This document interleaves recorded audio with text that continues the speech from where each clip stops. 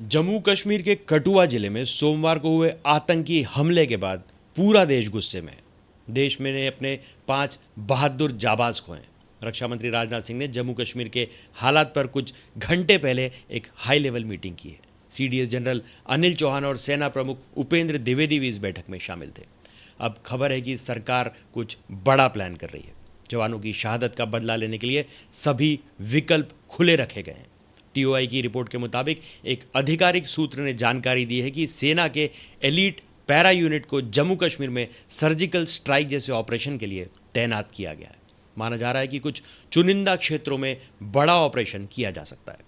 हाल में जम्मू में पाकिस्तान की फंडिंग पर पल रहे आतंकियों के हमले बढ़े हैं।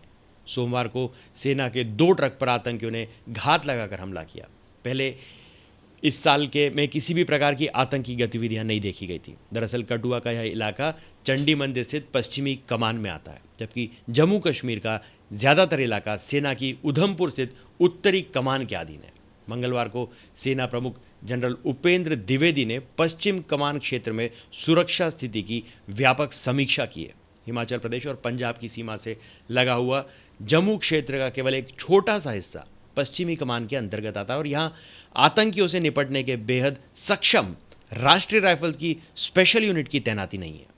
इकोनॉमिक टाइम्स ने सूत्रों के हवाले से खबर दी है कि सेना प्रमुख ने पश्चिमी सेना कमांडर के साथ आतंकी विरोधी रणनीतियों पर चर्चा की है और आने वाले दिनों में शुरू की जाने वाली कई पहलों पर बात की है। ईटी की रिपोर्ट में दावा किया गया है कि लॉन्च पैड पर आतंकियों को तबाह करने और खुफिया आधारित ऑपरेशन को अंजाम देने सहित सभी विकल्प खुले रखे गए। ऐसे में अटकलें लगाई जा रही हैं कि पाकिस्तानी आतंकियों के खिलाफ सर्जिकल स्ट्राइक जैसा बड़ा एक्शन हो सकता है। शहीदों के घर से आ रही हृदय विदारक तस्वीरें हर भारतीय की आंखें नम कर रहा है। परिवार पर दुखों का पहाड़ टूटा है। उन्होंने अपने लाल पर गर्व है। साथ ही वे चाहते हैं कि सरकार इन आतंकियों पर करारा एक्शन ले।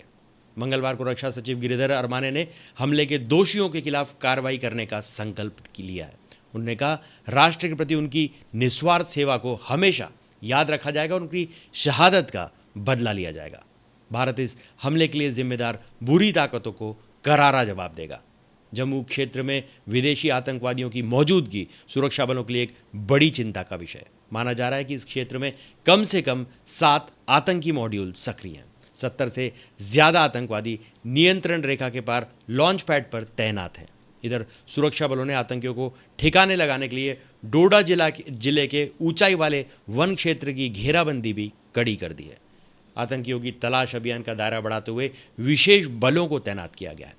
सोमवार की मुठभेड़ में शामिल आतंकियों का पता लगाने के लिए हेलीकॉप्टर से विशेष बलों को उतारा गया है। घने जंगल में अभियान में शामिल सैनिकों की सहायता के लिए ड्रोन की भी मदद ली जा रही है। खोजी कुत्तों के अलावा हेलीकॉप्टर और यूएवी निगरानी की जा रही है। सैनिकों को सहायता दी जा रही है। अधिकारियों ने हमले की जांच में एनआईए को भी शामिल किया है। कठुआ में अभियान अभी भी जारी है। तभी डोडा शहर से 35 किलोमीटर पूर्व घाड़ी भगवा जंगल में गोलीबारी शुरू हो गई। यह मुठभेड़ कम से कम 3 विदेशी आतंकियों की मौजूदगी की खुफिया सूचना के आधार पर तलाशी और घेराबंदी अभियान के बाद शुरू हुई।